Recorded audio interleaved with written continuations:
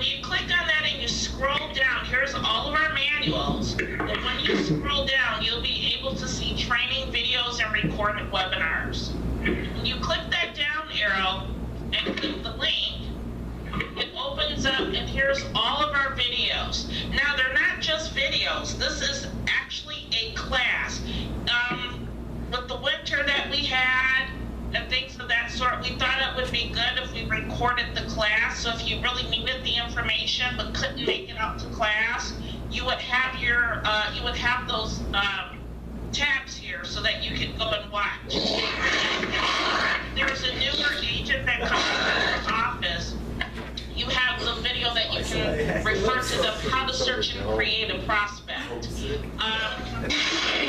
Covering is how to create a basic comparative marketing analysis. And we're going to be going through 3 different types of CMAs. Now, really, there's 7 in real comp, but the 3 that I'm going to show you today are probably the 3 that you use most often. We're going to do a CMA with the quick search, where you're just inputting information that the subject property has, whether the person is buying the property or selling it, to get your comps.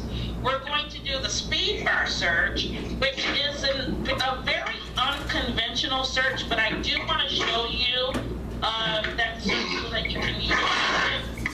What you will use the speed bar search for mostly is when you're scoping out a general market.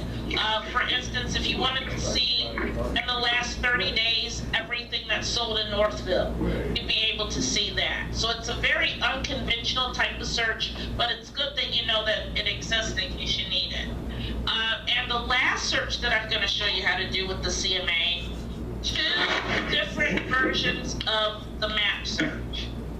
Map search we're going to do, one if you have an address for a subject property, and you'll type in that subject property and search however many miles around it that you wish to get your comps. And then the other is when you don't necessarily have a particular address, but they have told you they want it to be between this mile road and the next mile road, or they want just this particular sub, and you can see it on the map and do your search there, or your CMA. So do know that when we're done today, if you did not want to come to class, you do have the actual class under help with these different variables here of videos, okay? So I just wanted to bring that to your attention. So I'm going to go ahead and click on Home. And we are going to start with our first CMA, which is the Quick Search CMA or Detail Search CMA, just depending on what information that you need. So 2 things really make a CMA versus a search, and that is your time. How far do you want to go back in the area? 90 days? Do you want to go back 6 months? Do you want to go back a year or any dates in between? You're going to need the time. And then secondly, an additional geographic location. Yes, you're searching in the city, but where in the city are you searching? Are you searching a zip code? Are you searching a school district? Are you searching a subdivision? Where exactly are you searching in that city to narrow it down? So let's just say that I'm one of your customers and I would like to sell my property. Now, let's say that I live in Farmington Hills and I live in a subdivision called Kindlewood. I have a 3-bedroom, bath and a half home that's about 1,800 square feet. And I have a basement and I have a garage. That's all the information I was able to give you. With that little bit, you can do a CMA. So I'm going to hover over search, and I'm going to click on residential, and in this particular case, I'm going to click on detail. When I click on the detail search, now I'm going to start in my upper left-hand corner and kind of work my criteria page around. So again, no right, no wrong when it comes to your CMA, just a little bit of framework. So for the statuses, I'm going to click sold without a doubt.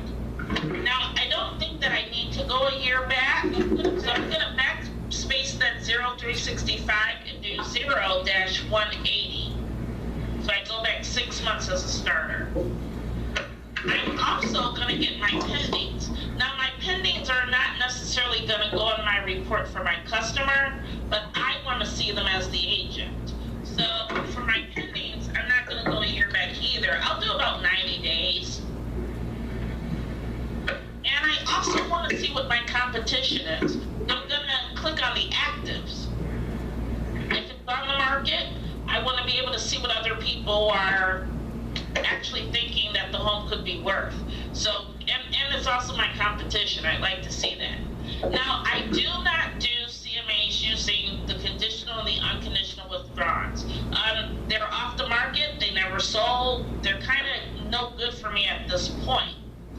I may come back and get my expired listings, but I'll print those separately. Since I'm working with the seller, everybody has their own idea of what their home is worth. And if they come back with a unusual number, let's just say, I might be able to use the expired listings and expired listings only to kind of make them see the number that you're thinking that your home could sell for might be a little bit too high. Others have tried it too.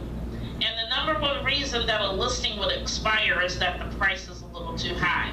So you want to save this expired as your extra ammunition, especially with the seller. So I'm going to scroll on down just a tad bit. And here's the property type.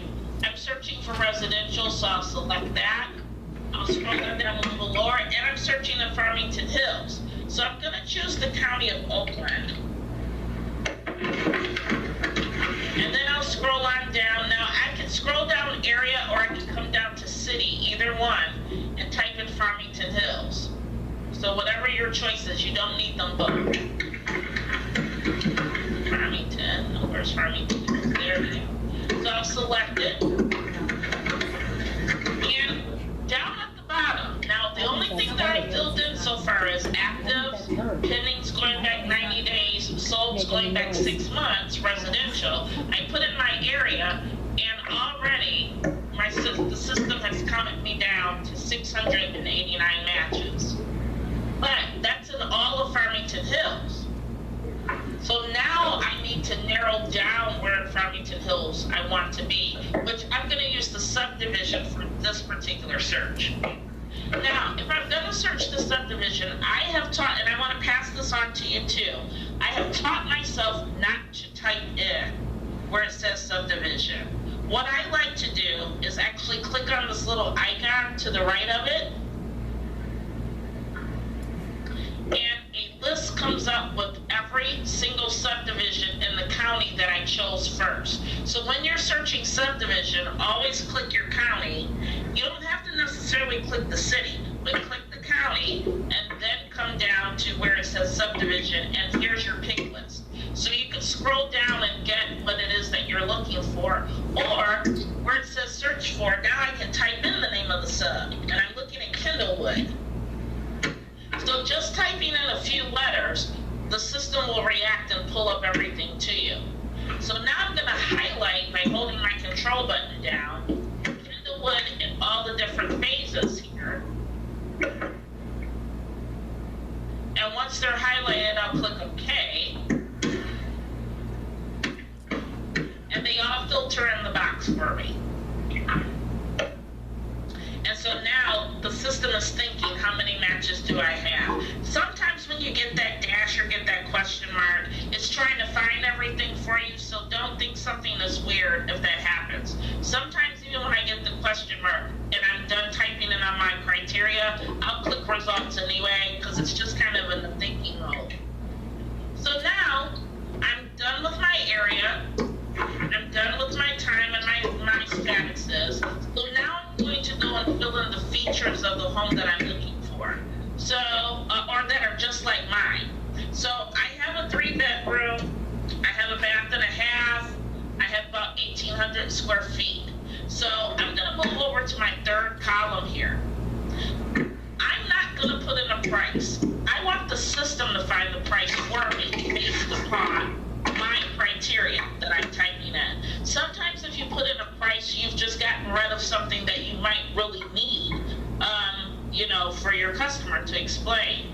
If you get too many results, this would be the time that I would come back and refine my criteria and put in a price. Other than that, for my comps, I'm leaving it blank.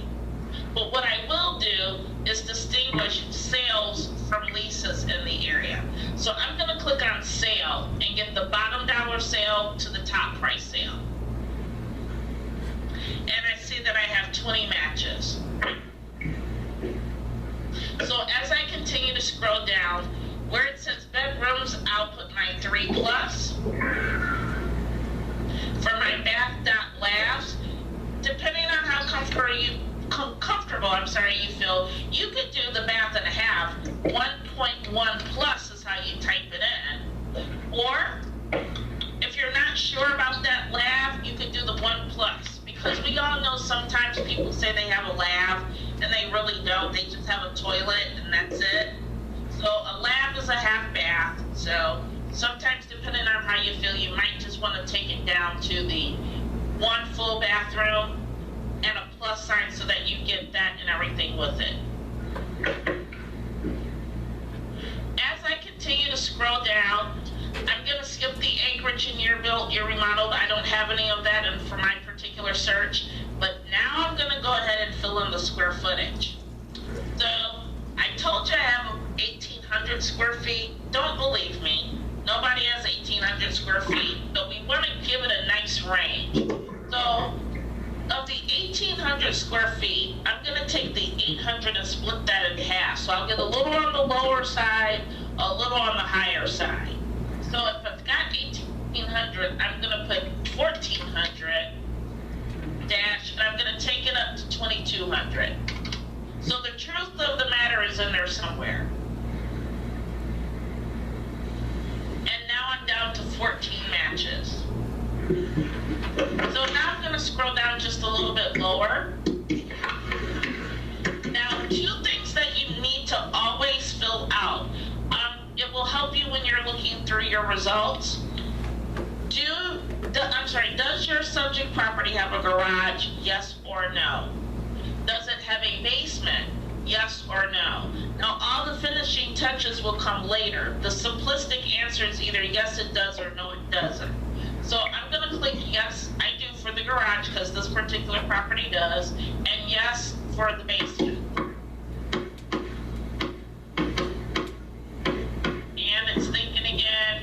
Now I'm down to 9 matches. So I lost a couple because some didn't or did have a basement or not, or a garage. So now I'm done with the search. And I'm going to go ahead and click on my results. Now, before I do, if anyone has any questions about this, please feel free to go ahead and type those in about the search.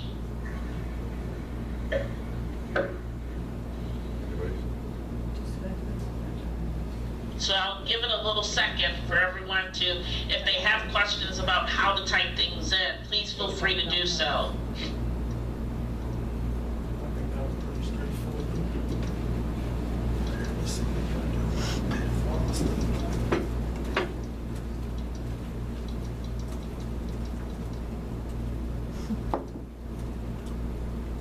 It might be her. Okay, no searching questions. Okay, if you're still typing them in, definitely I'll catch them at the end for you. Okay, I'm going to go ahead and scroll on down, and we're going to look at these 9 matches here. And thank you to those people who tuned out their mute button so that everyone can hear this.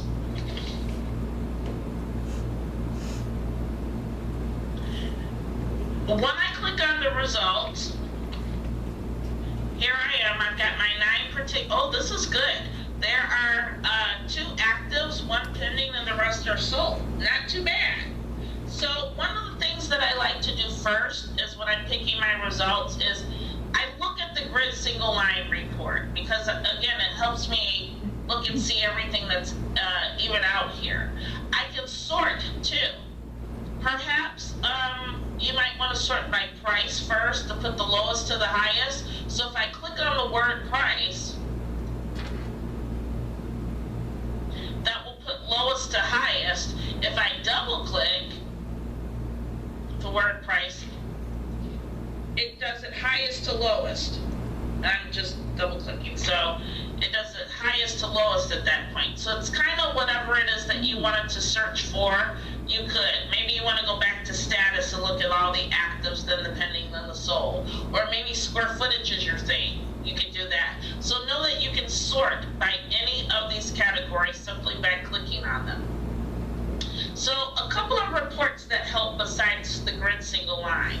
If I go into my upper right hand corner,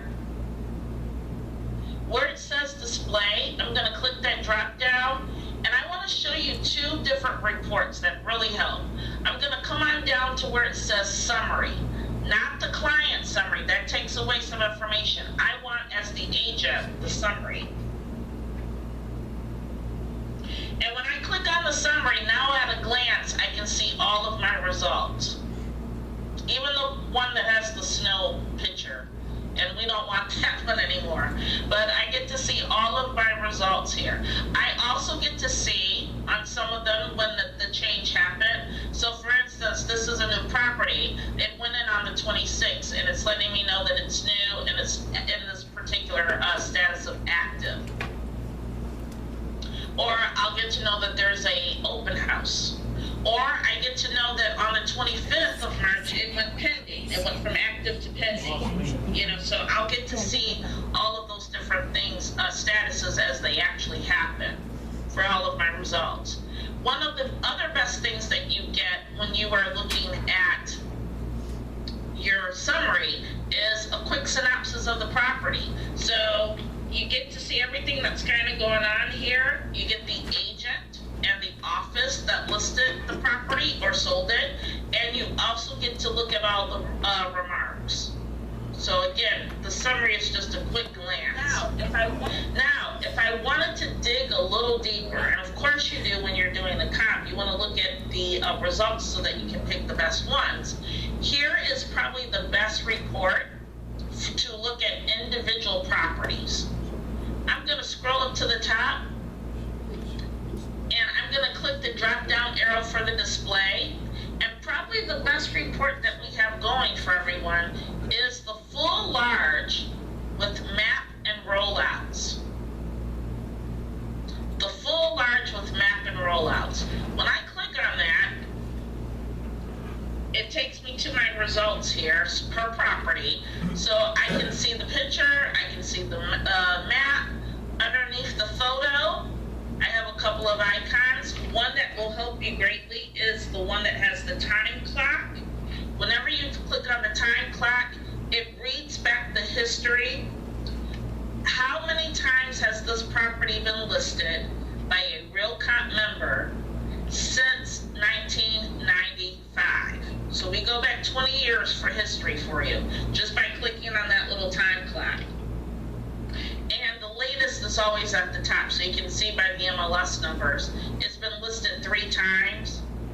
So it was listed the first time and unconditionally withdrawn. It was listed the next year, and it finally sold back in 2011. And then now here it is back on the market again in this particular case. So you do get your history. So as you're scrolling down, you get the picture, you get the map to kind of get an understanding of where it is, the history. As we're continuing to scroll down, you do get all the details of the property along with the room dimensions and the remarks section. Now here's your rollouts. Again, if you clicked on that time clock and you're going back 20 years to look at all the details, maybe that's too much. If you just want the here and now, underneath the remarks, you can click on that drop down that says listing history, and per this MLS number, sometimes that's all you kind of need, and other times you need a little bit more. If I click additional photos, now I get to see all the photos that the agent uploaded in the property. You can upload up to 99 photos. So you could be, you know, if the agent did that, they could scroll down and you'd get a lot of photos. This house showcases very nicely, I think, with the photos. Underneath the photos, you also have public records information. Maybe you want to know who the owner is of this house. Maybe you want to know who some other little items. You can click the down arrow next to public records, and without having to do an additional public record data search, here you are. You've got public records here for this particular property and the owner. So we get to know what the total taxes are, seasonal taxes. You get your taxable value versus state equalized value and homestead percentage. Mean 100 is over occupied. And then they tally up the taxes for you per year. As you continue to scroll down, you do get the transfer and contact information for the grantor and grantee. And you get the sale date and the sale price and the warranty deed. We'll talk about why there's a $0 sale in a moment, or sometimes you might see a $1 sale in just a moment. As I continue to scroll down, I do get all of the location information, and I also get the mortgage information, and I do get the characteristics. So if I kind of like looking at my report this way, you can then just come on down to the bottom and click next and toggle through each property here, so that you can read each and go, yes, this is a great match. If I scroll back up to the top, there's two ways to get back to that single line. Now, I have two objectives for going back to the single line: printing, emailing if you needed to, and saving. So if I wanted to get back out of these individual flyers and get back to my results, I have two options. I can come up to the display and click the grid single line, or if you look right in the center, right above the address, although it's not a link per se, it's highlighted, so it says grid single line display. It remembered how you got from your grid single line back to this page. So now you can click in the center, grid single line display, and it will take you back.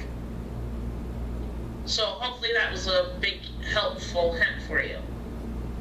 So now I've got to go ahead and look at my results and pick the best comp to present it to my customer.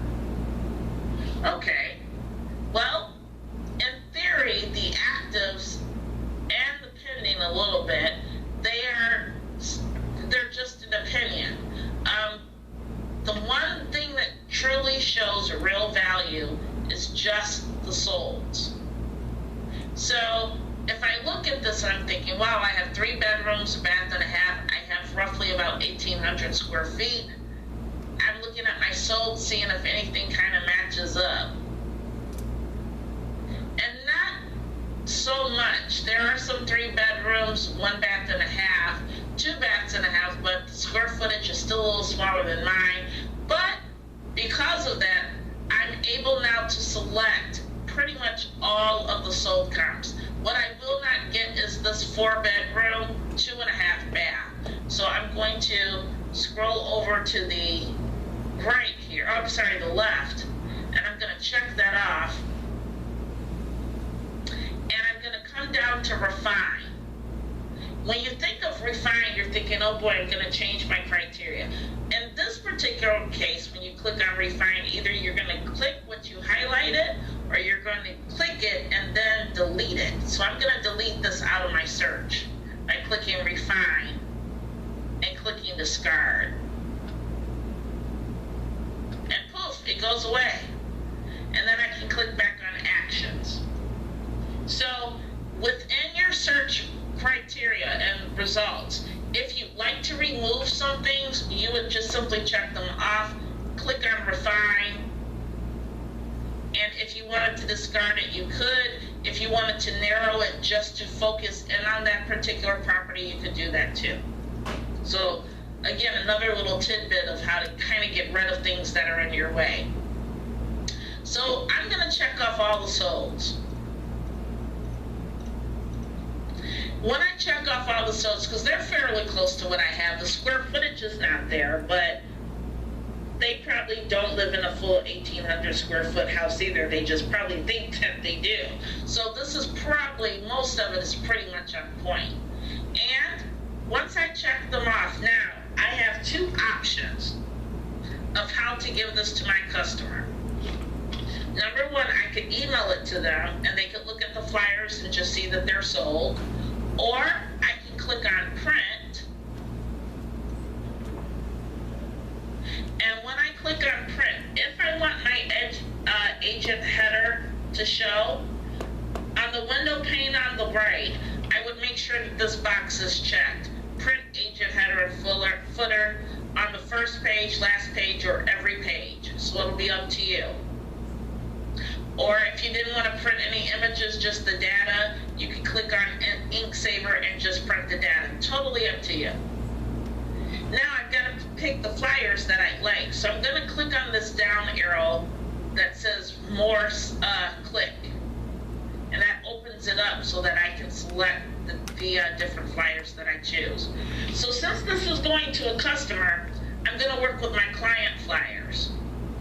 So I'm going to click on client flyer. I'm going to hold my control button down and choose multi-map. Customers need to see where the properties are located at. And you can get that by choosing the map. And since I'm doing a CMA, I'm going to scroll on down a little bit. And I'm going to get on my CMA line portrait. So all three are highlighted. I'm then going to be able to click on print to PDF so that it generates my report. And it does take a minute. Don't be discouraged if this takes longer than you're used to. It just does. So when my results come up, and here's another little trick. If it comes out smaller, you just kind of hover down towards the bottom of your page, and you'll get to see a couple of options for printing, saving, so on and so on. I'm going to go ahead and click on that plus sign to make it a little bit bigger. And then here's one flyer, and notice that they put your name and they put your phone number because you're presenting it. As I continue to scroll, here's each property by itself.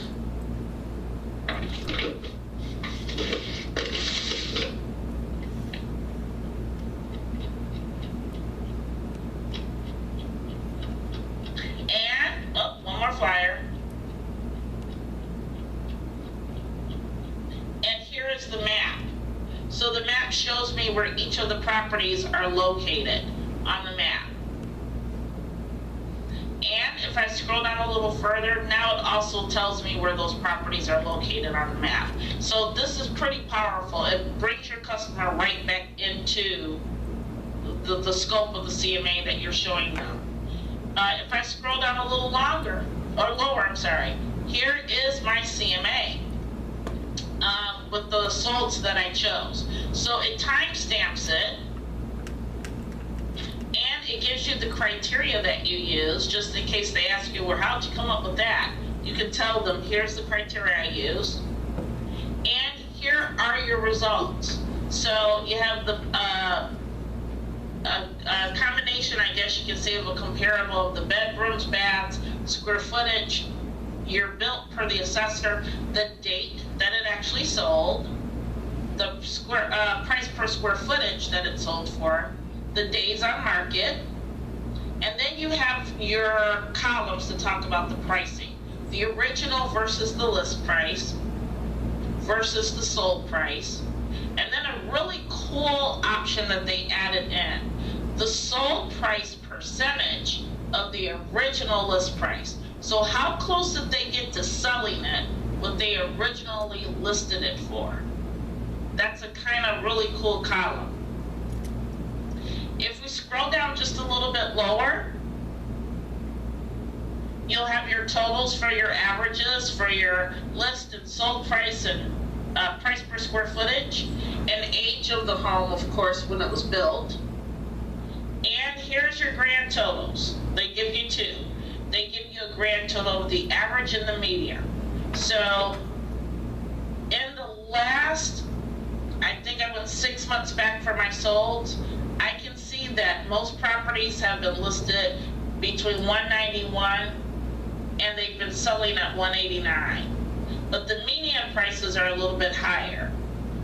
The median list price is about 204, and the sold price is about 198. So the truth is in here somewhere. So of course, it's all gonna probably depend on how updated the property is.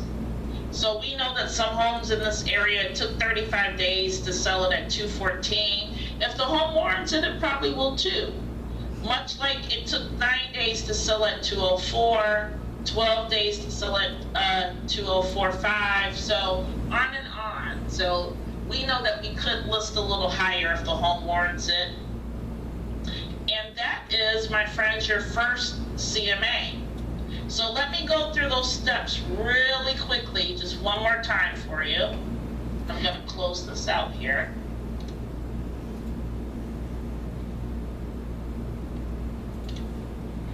So, in order to do a quick search CMA, or a detailed CMA, and I'm just waiting for my screen to catch up with me here.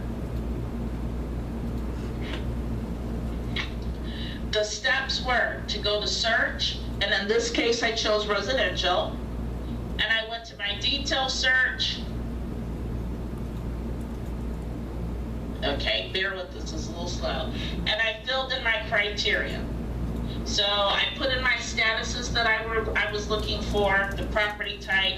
I chose to search this time by subdivision, but you can use the zip code, you can use the school district, you can use the subdivision. So those are 3 great breakdowns. So you've got the county, the area, the subdivision. I didn't fill in any features per se. I did not fill in a price. I chose to do bottom dollar sale to top sale without filling in the price. And I put in just the features that I knew of the home. How many bedrooms? How many baths? What's approximately the square footage? Does it have a garage? Does it have a basement? And I ended up with the 8 matches. I chose the results, and then I simply chose the ones that I wanted. And then I clicked on print. And when I clicked on print, I chose to pick the flyers that I wished to use, and then claimed down to the bottom and clicked on print to PDF. So whatever you just saw, it will actually print for you in that view. Sometimes folks just need the flyers. So that's, again, how to construct a quick search CMA.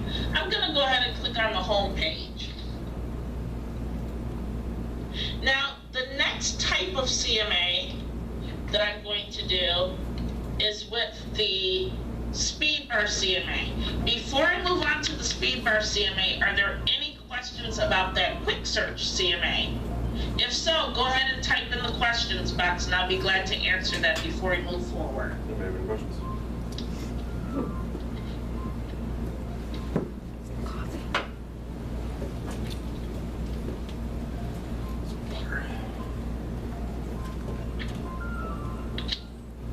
Okay, no questions? Alrighty, let's talk CMA through the speed bar. Again, a very unconventional type of a search, but sometimes it is needed. Most of the time when you're doing a speed bar CMA search, is to scope out a particular area. So I'm going to use Farmington Hills again as the option here. And there's a couple things that you're going to need if you're going to do a speed bar CMA search. One of those is our manual, knowing the different codes for the speed bar. So again, you'll be able to find that under help. And when you click on help and you come on down to the left column, it says speed bar. You're able to click on searches by in-laws number in the speed bar or search help bar. And here's all the documentation for it. It's about 6 pages, but it tells you every single field that you can use in your speed bar. So again, you don't want to just kind of jinx it and start typing in. You may not know what you're typing and get nothing. You want to make sure that you go back to this manual. It's only 6 pages. Look and see what's available to type in, then read exactly how you type it in if you're going to use the speed bar.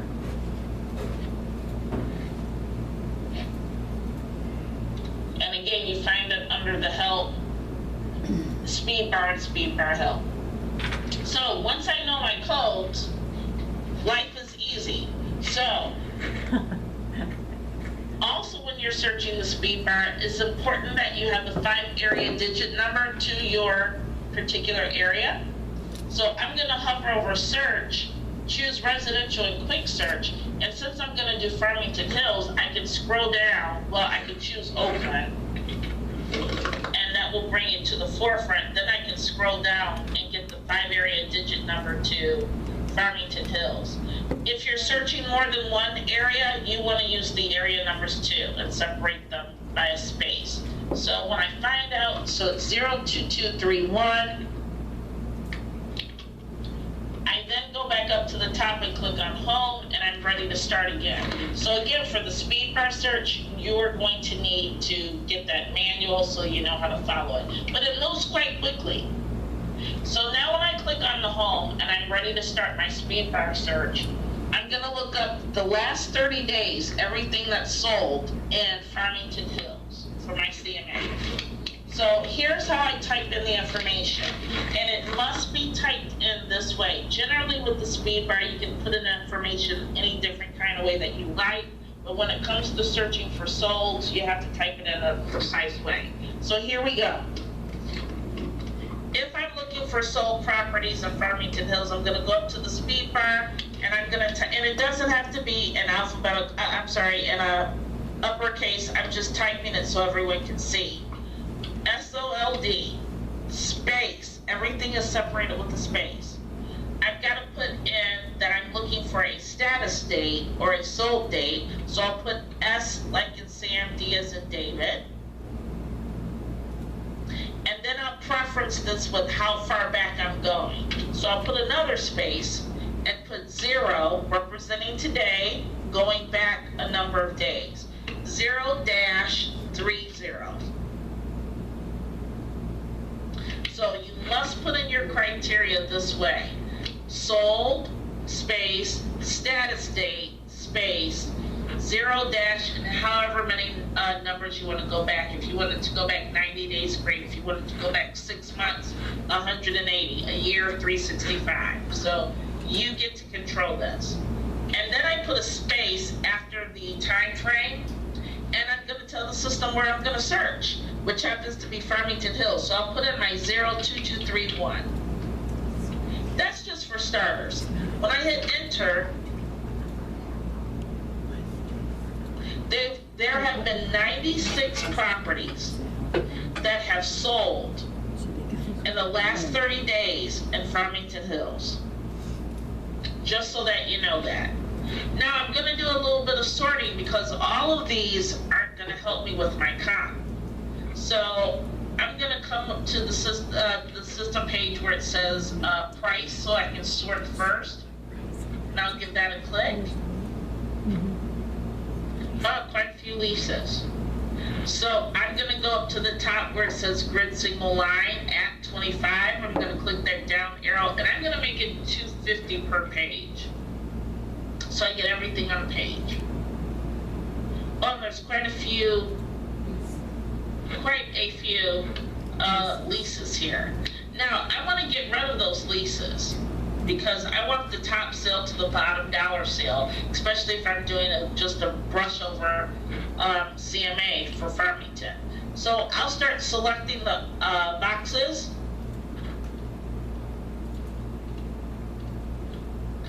Of all the leases. And again, I only know their leases because I sorted by price.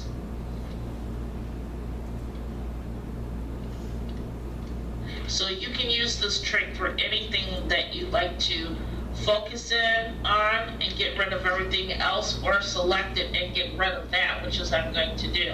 So I've selected all of my leases. I'm going to scroll on down, click refine. So now they're out of my search, and I can click back on active.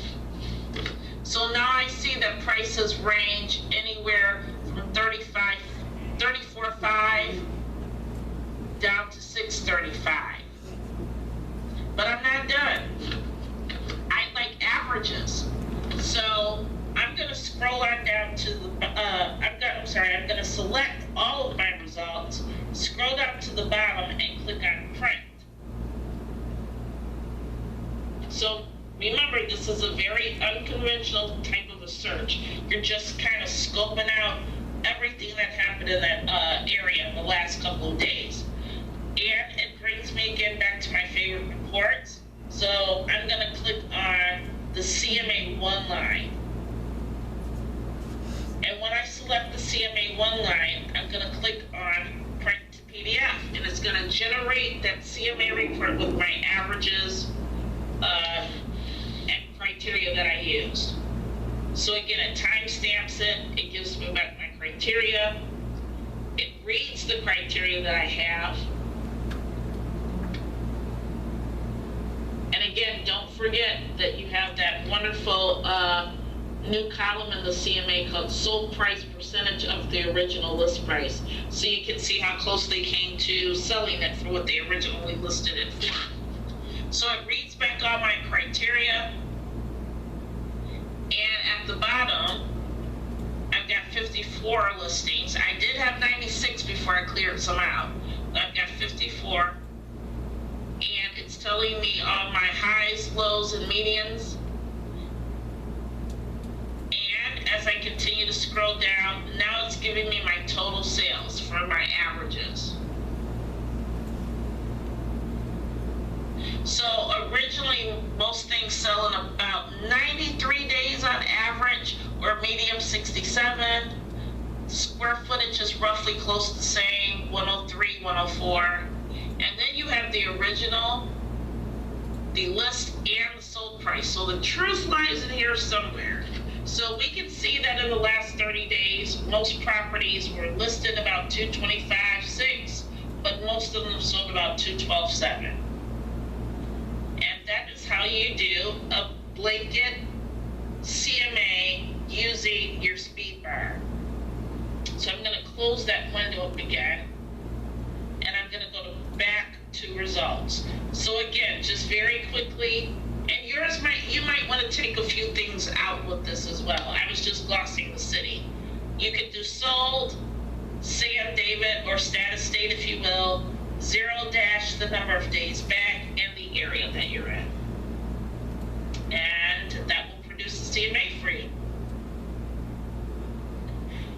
Let's go ahead and click on the home page. Now, if there's any questions about the CMA using the speed bar, please go ahead and type those questions in. You have a question? He can type it in right there at the corner. She has a question.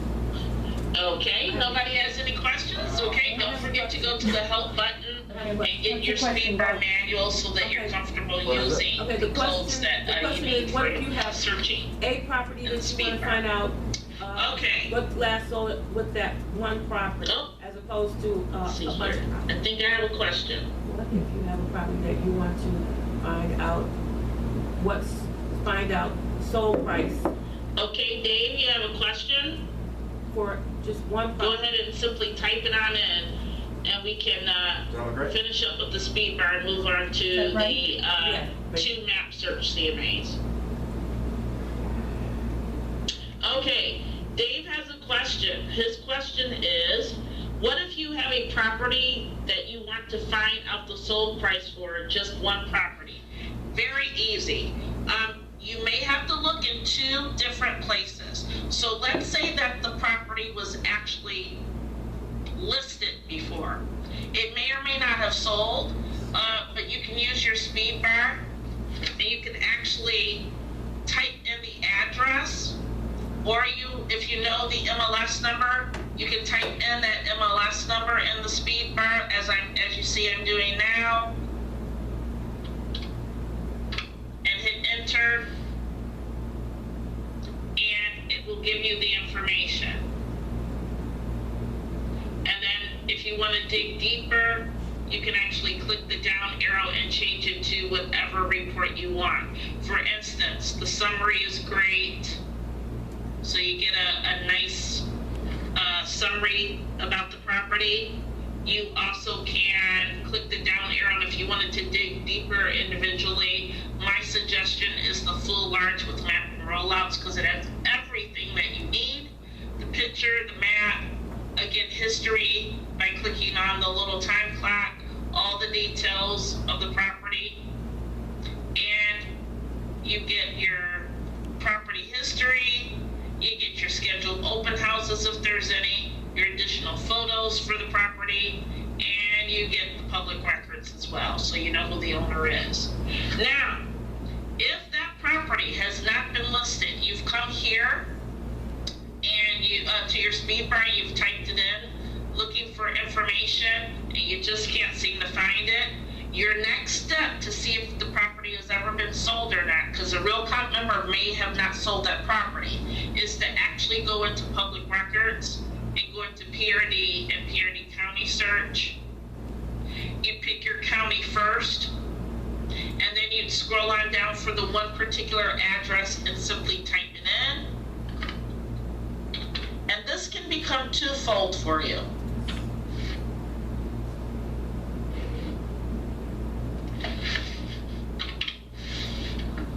When you click on the results, you can literally click on the PIN number. It opens up to public records, and if you wanted to start the search of public records for the address too to see if it's been listed or not, you get public records for the entire address. But here's a little tip. If you want to know if the property has ever been listed by a real account member before, underneath all of these links in this gray area, you would click that down arrow where it says photos. And when you click on photos, it will tell you every time it's been listed by a real account member. And then you can look at each individual record and gather information about the property.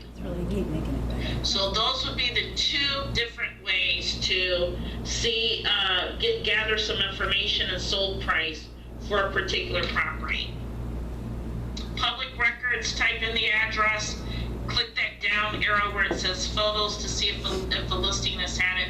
If there is nothing for your photos, that means a real account member has not listed and or sold that property. But you're in public records, so sometimes you can scroll down and see if there is a such thing as a sell price or anything of that sort. And of course you have the MLS if you know that it's been listed by a real account member.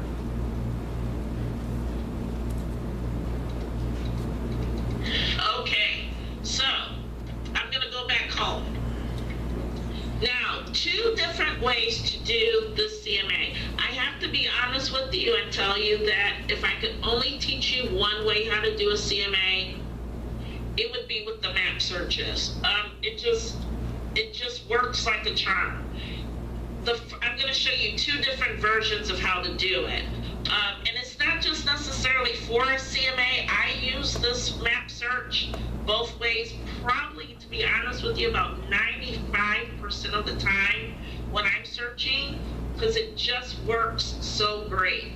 So although we're talking CMA, also know that you can use it for other things. So the first CMA that I'm going to show you how to use with the map search is when you're just, again, looking for a particular area. So let's say that I'm trying to do a CMA in the Indian Village area of Detroit. So I'm going to go up to the top where it says search. I'm going to go to residential search, and in this case I can click on quick search. When I click on quick search, the first thing that I'm going to do is come right into the center and literally click on map search. It opens up the map for me, and now you need to have a mouse. Those of you that have laptops, this might be a little tricky for you and maybe even a little irritating. You're going to need a map a mouse, so that you can zero in on the map and draw different things on it as well. So I'm going to center myself in the middle of Detroit here and just take my mouse and the roller and roll towards the computer here. So I start to see some streets and get my bearings. And now I'm just going to kind of pan over a little bit. Pull out just a tad bit. and kind of scroll on in. And I see that I am in the right place here, Indian Village, right here. So notice that without me doing anything, it kind of adds different buttons to it. It's telling you how many properties, if you were to draw in this area, how many are available and since we didn't choose on market or off market, it's giving us everything. So now I'm going to set my parameters, and I do that. I'm going to scroll out just a little bit. So yeah, you will. It would behoove you to kind of get a mouse so that you can kind of guide this here.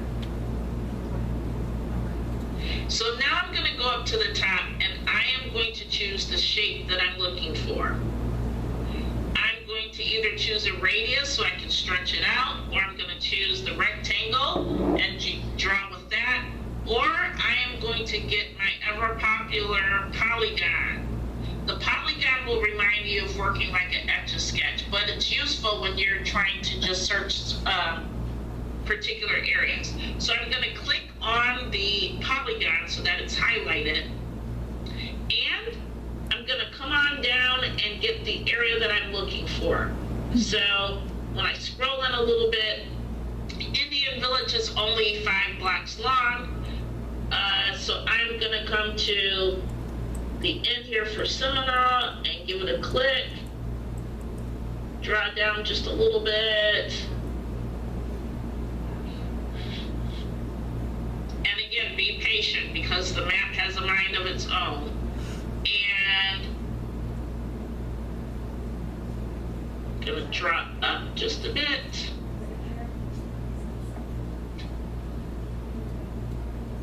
All the way up to Burns.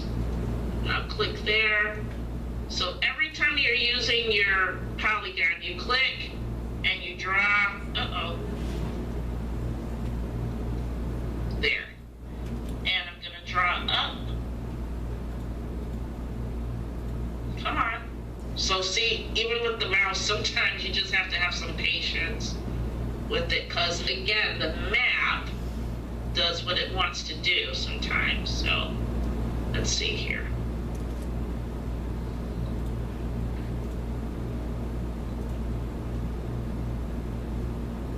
And we'll just draw it up and keep on going a little bit. All the way. Come on, take me a little further.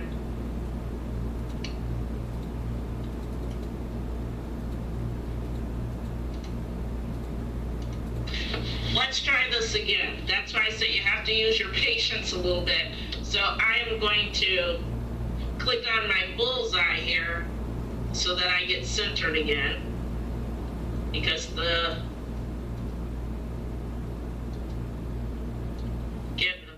map kind of does its own thing. So I'm going to pan, and some of that is a panning issue. You'll just have to get kind of used to it. So here we go. Now I'm going to click on my polygon yet again, and now I'm going to get the areas that I'm looking for. So I'm going to go all the way to Mac, draw this down here. See, it's working a little bit better now. I can go up a couple blocks. So I'm just simply drawing this particular area, and I'm going to close it by clicking on the red dot. And I'm going to click include this shape, because I only want this shape that I've drawn. And you can see that the map is finally adjusting to it. Okay. So I'll scroll out just a tad bit.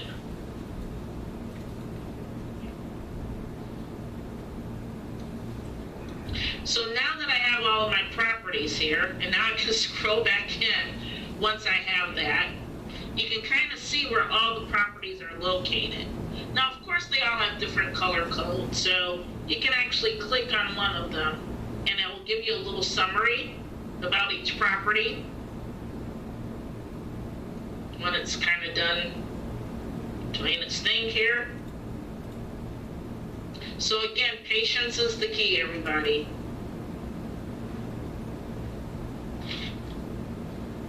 It's thinking. Okay, we'll come back to that. There it is, finally. So when you click on it, it'll actually give you a summary of what each of the properties are.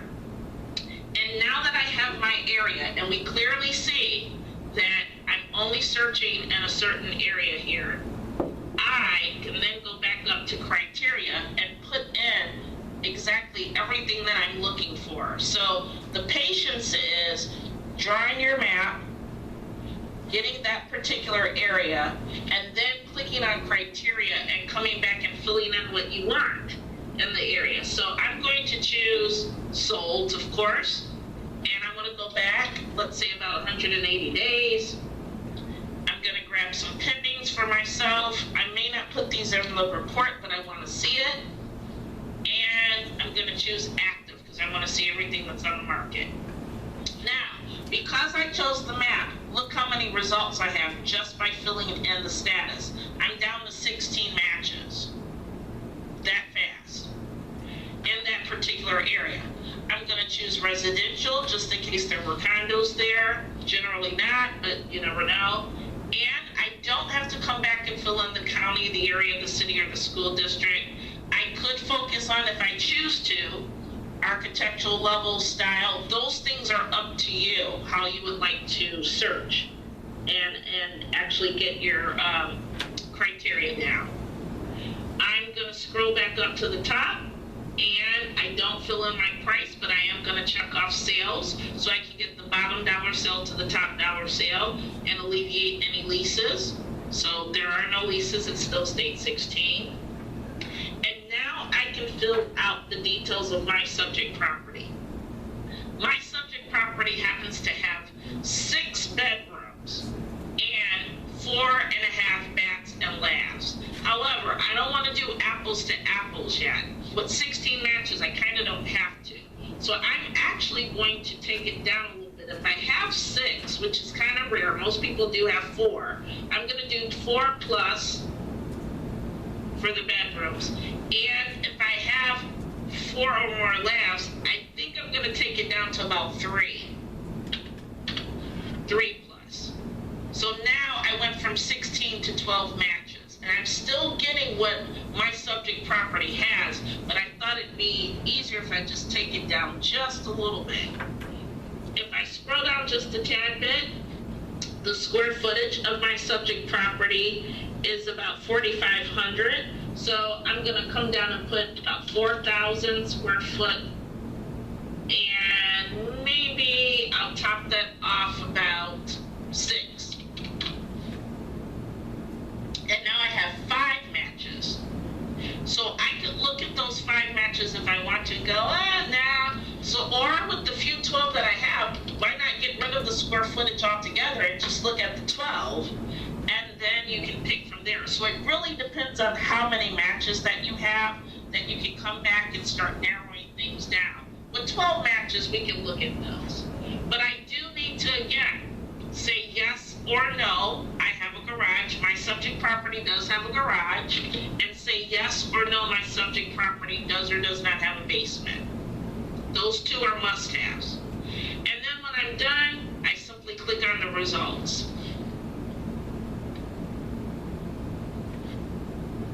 And when I click on the results, I have a couple of actives, a pending, and quite a few solds. So now I just have to go back and think, oh gee, what was my subject property? You can always go back and click on the map, and it will show you, again, where each of your properties are located in a general area. So for a small subdivision like this, that's in the middle of a lot of other properties, this is really a great way to do that kind of a search. So I want to pull up my results so that I can send this off to my customer.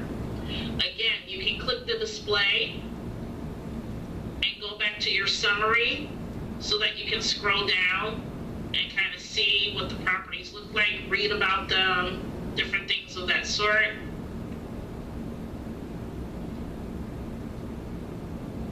You can go back into the display, and if you want to read individually about a particular property, I would suggest that the best one that you would want to look at is the full large with the map and rollouts, so that you can look at each property and go to next and next to get through each of them. So again, you get the room dimensions, the remarks section, the history, the additional photos of each property.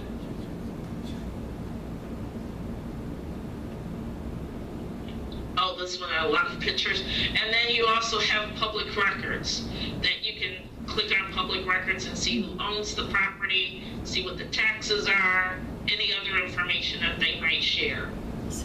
And just click next to go through each property to get the information that you need.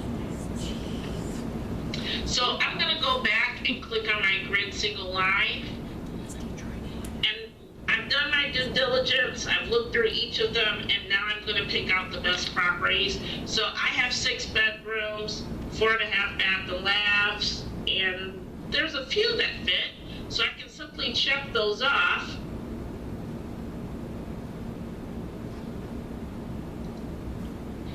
You check off the properties that you'd like to use, and you come on down and click on print. When you click on print, again, you pick your flyer. And if you're going to print this for a customer, you can click on your flyer, client flyer, or any of the others that say client. I choose a multi-map to show the customer where the properties are located. And again, the CMA one line. So I have flyers, a map, and my data. And I'll click on print to PDF.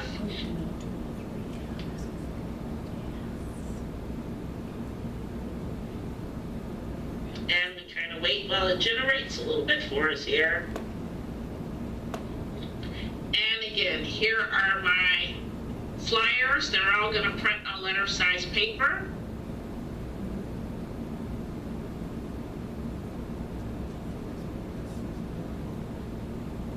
And it actually shows me where the properties are located. This is still all in the same sub. And shows me which property is which. And then here are my figures as I scroll down. Again, one that I'd like to pull your attention to, besides it giving you the address and the square footage, price per square footage, the date it sold, it also reminds you of the sold price percentage of the original list price. How close did they get to selling it what they originally listed it for? And then you have your averages, your high, low, and medians, and then you have your grand totals for your average and your median. Now there is another way to do it. So I want to show you another view of how to do the CMA. This is the easiest way to present it to your customer, but we do have a customized CMA. Some folks like it, some folks think it's too much, but I do want to show you how to go through it, so if you'd like to practice it a little bit, you can. You're going to definitely need to use some patience with this though. So I'm going to scroll up to the top and close the window, and I'm going to click on back to results. Okay, so maybe you didn't want to print off the flyers and the map and the CMA. Maybe you wanted to do a full customized report. So with the same results, you check off what you like, and you're going to come down, and instead of clicking print, you're going to choose CMA. And when you choose CMA, you're going to follow the wizard all the way across till you're done. So you would need to put your customer's name in. You don't have to do it now. You just have to remember to come back to this page and do it. Or if you're going to create a customer, you can create it there. Or you can click your down arrow and you can choose your customer who it's for. So they're already in your contact list. So you can pick someone, and then you click on start and then pages, and it'll just guide you through. So, notice that I have my defaults all set up. I'm gonna go ahead and actually clear them. So I want to show you this. This is what will take that time. You are going to have to look at all of these different reports, and it's about 35 of them. And look at them, get a list going of the reports that you'd like to use in your CMA, and of course ignore the ones that you don't. And you will actually start building your customized CMA this way. So this is what takes the time. So I click on my plus sign for my cover sheet, and I can have a cover sheet plain or one with my photo if I've added it. I can click the plus sign in front of subject. If I have adjustments, I can add those in. So I'm going to show you, even though I don't have them, I'm going to show you how to do that. I'm going to click the plus sign in front of comparables, and I will go through each of these and decide which report I want to use for my comparables. The most popular one is the 3-up comparison with the subject. If I click the plus sign for static, I can scroll down and then I can add in any of these other options that I want. For instance, my guarantee to you, maybe benefits of using a realtor, you know, the pitfalls of overpricing. You would have to look at all of these to decide what you would like to use in your customized CMA, if at all. And then, of course, I always add in a map because your customers need to actually see where those properties are so that they can be pulled into the whole effect of it. Once you get that going, if you're happy with what you added over, like me, if you wanted to set a default, you could. So the next time you come and do a CMA, you won't have to go through these issues again. It'll be waiting for you.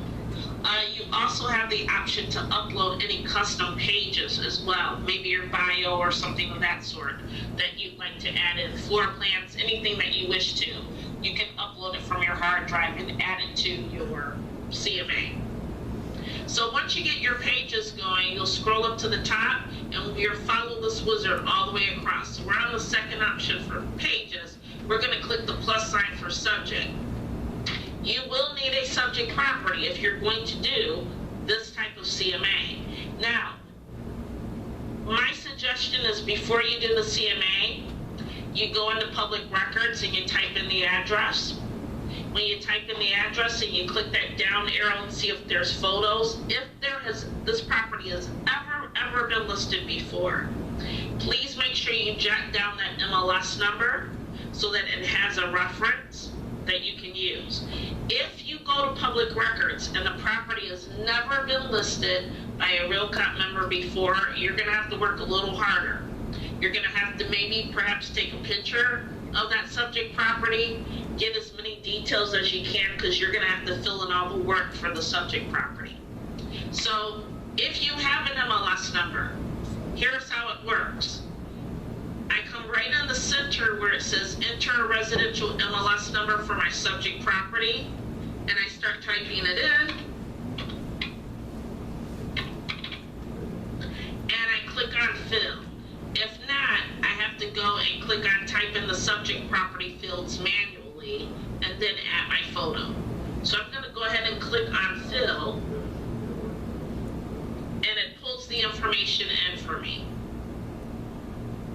I can change any of this information if I'd like to, but it pulled it in for me here. Other than that, you'd be typing in just the details that you wanted for your subject property. And again, maybe perhaps adding a photo and changing the remarks. If we scroll down just a tad bit, when or if you need to make adjustments, down at the bottom, so on your subject property, you can actually click the down arrow and actually scroll through, or search, if you will, what it is that you need to actually add in. So I'll click on that link to matrix field, and I'll scroll on down my list, and I can add in any of these features that I might have to adjust. I would say talk to an appraiser before you start filling in anything, so that you get the right price for it. But all of this information, if whatever you need to adjust, you can add it in and do so. And you have several different fields to do it. You have 8 different fields to do that with. So I'm going to go ahead and scroll up to the top, and I'll click on cover. I've added in my photo, so that's going to show there's the photo of the subject property and your customer information you can type in. Next, I'll go ahead and scroll back up, and I'm just simply following the wizard. I'm going to click on comparables, and here's the 3 comparables that I chose before I clicked on the CMA. So you want to make sure that before you get here, that you're comfortable choosing the right the right comps. Otherwise, it'll make you go back and do another search to add them in, which means add from listings. So you'll have to click on add from listings, go back and recreate the search all over again so that you can add in more comps. So pick wisely before you choose CMA. I'm then going to go up to the top and click on the map. And the map shows me where each of the properties are located. Of course, the red is the subject property. If I have any adjustments, I'll scroll up to the top and I'll click adjustments. And there's 2 ways to do it. Again, make sure that you have made friends with an appraiser that can give you those dollar amounts. You have your subject property in bold blue. You have your statuses here for your comps. And it's giving you your price here along with your low, medium, average, and high. So if you wanted to make adjustments one way, you could come over to the right window pane and simply click the arrow to toggle through, and you would fill in your dollar amount for your adjustments, and it would do it for every property at once. I find that to be a little dangerous. Here's my suggestion. If you're going to use adjustments, let's do it this way. Go up to the top in the upper right hand corner where it says view in detail mode. Give that a click and do your adjustments one by one. You'll see your subject property here. Here's your first property. You simply scroll down, and whatever you have adjusted, you simply fill that in. Let's say 1,000 plus, and it will calculate that for you, and it will add it to your adjustment prices. Or maybe it's 1,000 minus, whatever the case might be, and it will adjust it for you. And then you just go on to the next property and you do the same.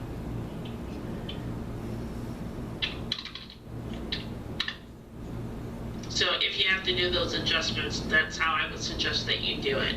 One by one, by scrolling up and filling in the information that's needed.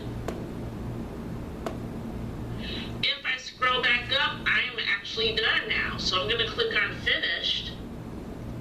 And before I send this out to my customer by printing or emailing it, I am going to go ahead and click in the far left corner, View CMA, to see if that's something I like where I can adjust it. So it's going to generate that report.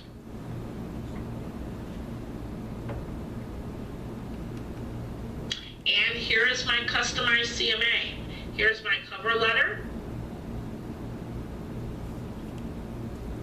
Who's it prepared by, who's the subject property, and the customer. Again, if you're an agent and you have your photo, that will show. And here is your CMA. This is your 3-up report. So it's got the subject with 2 properties next to it. And it'll do the same for the last, your subject, along with that last particular property. And it does your total adjustments and pricing.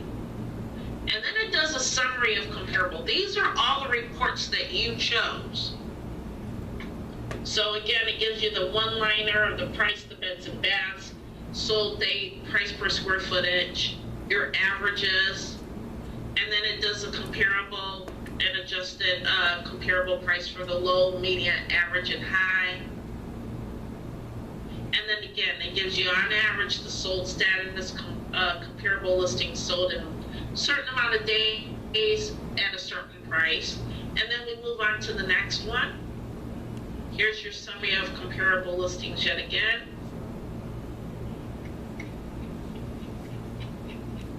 And here's your 3F report. So again, it shows the subject with the properties next to it, with the details of the listing. And then if you added in your different guarantees to you and added in your benefits of using an agent, pitfalls of overpricing, so all the things that you have added in, it will now construct that. And then here is your map.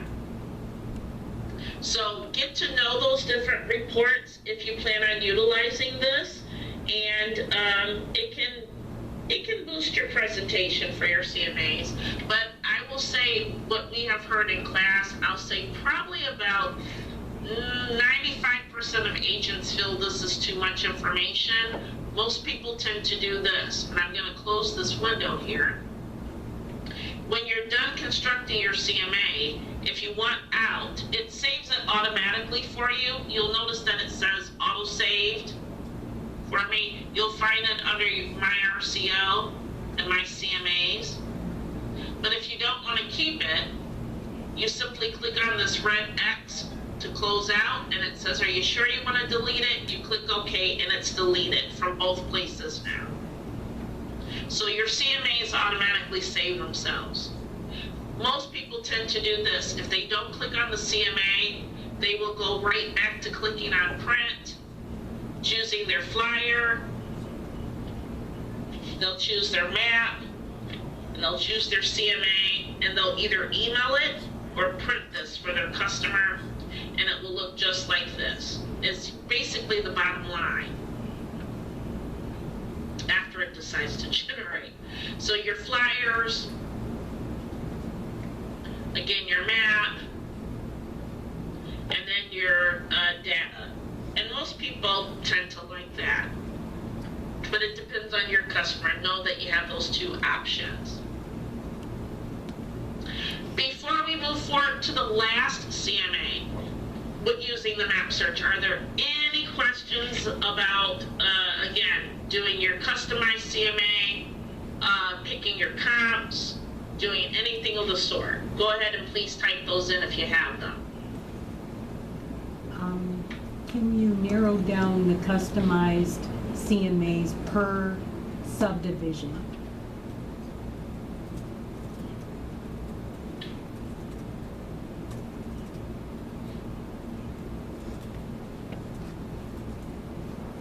Okay, here is our last CMA, everyone. Oh, we did have a question. Okay, one moment, please. And this is from Dave. Can you narrow down the customized CMAs per subdivision? You've already done that with your search. Yes, that is the search that I actually did for you. I just chose to show it through on the map. So I clicked on the map and I drew out the area that I want. That's how I narrowed them down per subdivision. The subdivision I was looking up for my example was Indian Village. So I clicked on the map, found it on the map, and then I actually picked the shape that I want, and I drew around that shape. I drew the shape around the area that I wanted, knowing that I would only get properties within that area. Then I clicked back on criteria, and then I started filling out the criteria that I wanted within that area, because the map is already selected, so it knows where it's going. These are just different types of styles for it. So if you didn't want to use the map that way, you could go up to the search, choose residential, if you will, quick search, or detail search, as I showed you with the first example. If you wanted a subdivision, you would choose your search, residential, and detail search. Maybe not use the map. You would come down and focus on your subdivision and do your CMA that way. So there's several different ways to go about it. You can draw it on the map, or you can simply pick the search and then put in your sub and then fill in everything that you wanted in your sub to get your results. Okay, so that's the answer. Okay. Okay, last search. So we've done a quick search where we focused in on the subdivision or the zip code or the school district to narrow down our area. The second CMA that we did was scoping an entire city with the speed bar by putting in sold, status date, a number of days back, and putting in our area to just find everything that we're looking for. The map search that we just did was drawing a particular area that we're looking for, this mile road to that mile road or what have you, and then filling in the criteria to get the desired results. Now, the last CMA that I'm going to show you is when you have a subject property and you want to use the address on the map as the starting point and search around it. So I'm going to scroll back up to the top, and I'm going to hover over search. And again, this address does not have to be on the market. It can be the Wendy's on the street corner. You don't see any other address, but you know this is the area that you want to start with. So you find an address anywhere and utilize it. So I'm going to hover over search. And again, in this particular search, I'm going to go to residential and quick search. And you're going to take that address for your subject property. And I'm going to start right in the center here. And where it says miles of, I'm going to click in that box, and I'm going to simply type in the subject property address.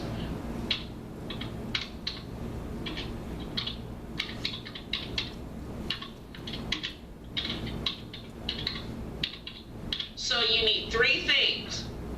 You need a street number, a street name in full, so you can type in West Outer Drive or Court Lane Roadway. You can use that.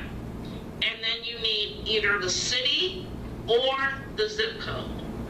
So again, street number, street name in full, and either the city or the zip code. And you do not need Michigan.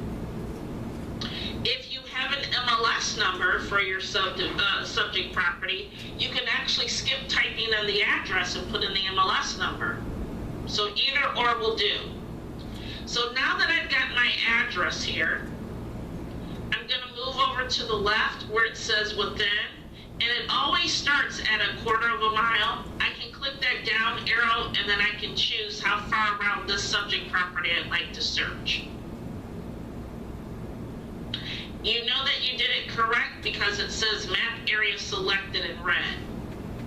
Now I'm searching 1 mile around this particular address. This is all the criteria I've typed in. If I look down at my bottom left, it's already located matches for me. And this is quite a few because it's pulling up everything with every status in that 1 mile radius. So now my goal is to type in the criteria that I want since I'm locked in that area and get the results that I need. So again, you first start by typing in the address or the street number, street name, city, or zip code. Or if you don't have that, you have the MLS number, you can put that in, and then you choose how far around it you'd like to go. It'll calculate your results, and now we go and we start filling in the details. So I'm going to look for solds, and I'll put my time frame, and notice that it reacted to it very quickly. I went from 3,500 matches down to 48 very quickly. I'll choose my pending, and I'll choose my active, my property type. So you're starting to see it change a little bit. I do not have to put my county, my area, my city, my school district. I did that already by choosing the subject property. So that's where it's settled at with the radius around it. I will then move over to my third column. Again, I'm going to choose the transaction type, not so much the price, because I'd like to leave that open. And I fill in my details.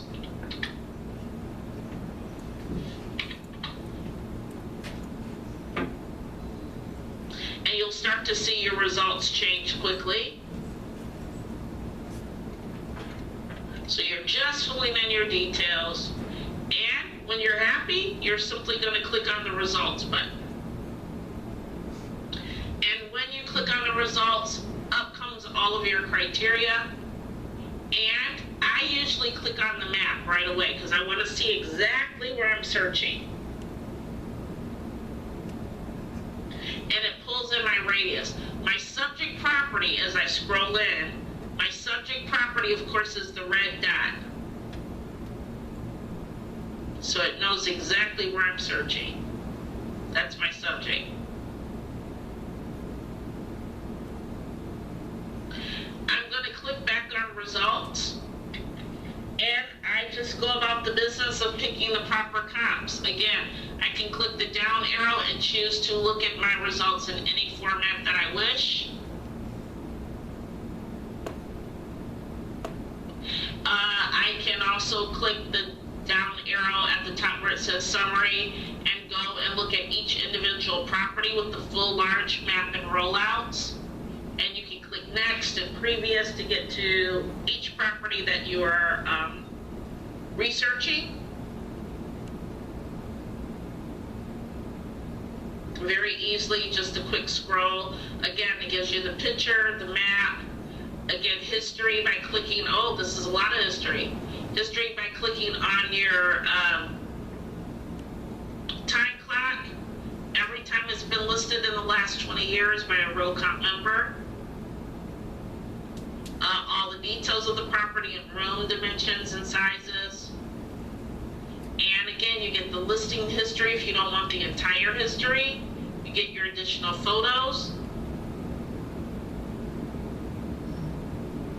And you get public records for each of the properties. So once you've done your due diligence, you've gone through, you found the properties that you like, you go back to your single line and you simply just check them off. What you're looking for, or of course the comps that you'd like to use. Once you've selected those, you have a choice. Either you're going to click on print and choose your flyer,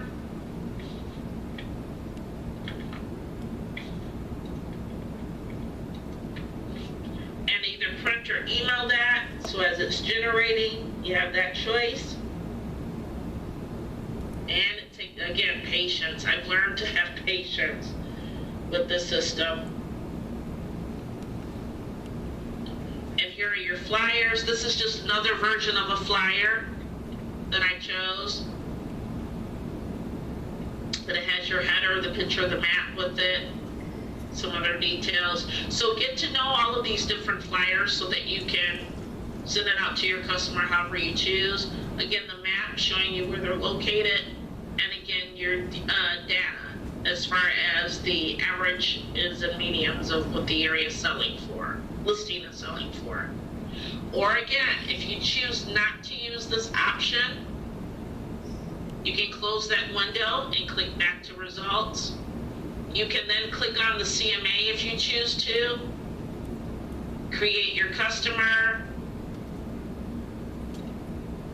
and just simply go through the pages. Again, remember the first time I had set my default so it's ready for me, but the hard part is going to be going through all of these and then looking and then adding what you like.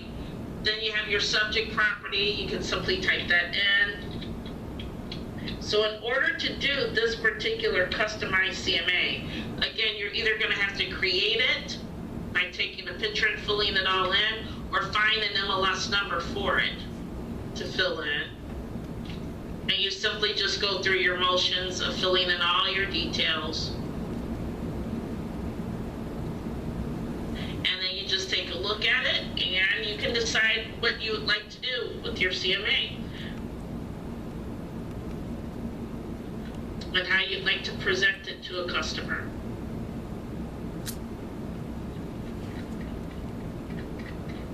And so these are, again, just the ones that I used from my default.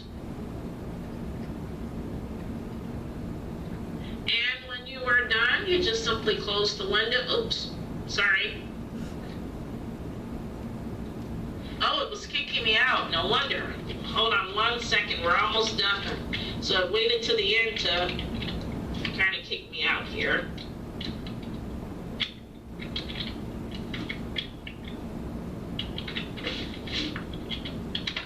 But the good part is, if you get kicked out, you don't have to do your search again, because remember, we had a search set up in recent searches, so I can click that down arrow and go back to my results. Again, choose the particular properties that I wanted, and then click on the CMA again, and it would remember it for me. And then just simply go through the motions of filling in the data that I wanted. So those are the two different ways that after you get your CMA, that you can present it to your customer through the print button, the CMA. And even though it's the print button, you can email that to them. Even though it's the CMA, you chose your solds, you can print or email that to them. Or if you want them to have it in this view that you're looking at here, you are free to email sold data. So you can click on email, fill in their email address, a subject, email body, and this is what it would look like when they open up their email. Your marketing information, just the data, and then they have a choice to choose the display that they're looking at too. So they can scroll through and look at each property to get what they're looking for. So this would be their view. So are there any questions that you all have about the map search CMA? I tend to use that the most because again, it's not a guessing game. I can narrow it down, but again, if you have a certain subdivision that you're searching, by all means, use the quick search to get your subdivision or the zip code or school district that you wanted to focus in on. If not, go for the map. Always go for the map. If you don't have those things, you'll find that doing a CMA is much more comprehensive for you and for the customer if you use the map search. So if there's any questions, go ahead and type those in. If not, I thank you so much for giving me the opportunity to bring this CMA to you.